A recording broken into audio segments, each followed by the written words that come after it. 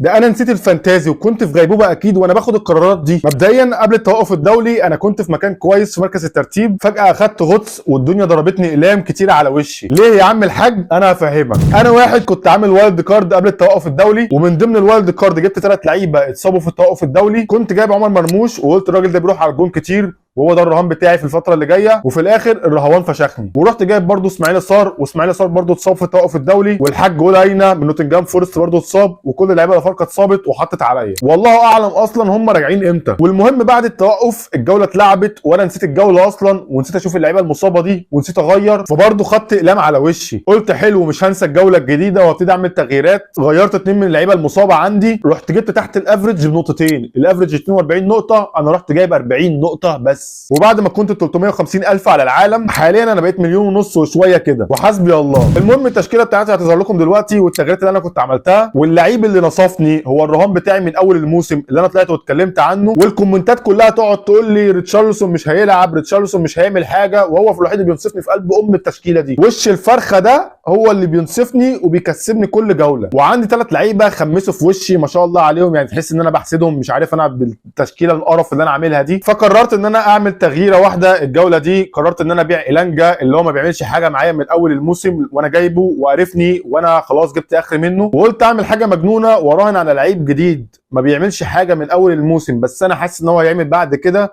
وهو جه رحت جبت عماد ديالو من مانشستر يونايتد، رغم ان روبن امورين ده مستفز فشخ وهو مدرب على الله كده كده. فتشكيلتي اللي هتظهر لكم دلوقتي هي كالاتي: بتروفيتش في حراسه المرمى، ثلاثي دفاعي تيمبر وبيدرو بورو وليفرمنتو، رباعي خط نص جريليش وسيمينيو وبيدرو نيتو، ومحمد صلاح اللي لو ما عملش حاجه الجوله الجايه قسما بربي لطيره. والهجوم عندي ريتشارلسون وجواو بيدرو حبيبي وصاحبي اللي نصفني من اول بصراحه الموسم، والكابتن كريس وود اللي انا هطيره مع محمد صلاح ان شاء الله قريب. كابتنه الجوله انا حطيتها على الرهان بتاعي من اول الموسم هو الكابتن ريتشارلسون، والفايس خليته على جواو بيدرو، وعلى الله الدنيا عشان بصراحه انا تعبت بجد. من 350,000 ل1.5 مليون في جولتين بس، ده غيبوبه اقسم بالله. فاعمل لايك وسبسكرايب عشان نفوق من الغيبوبه دي.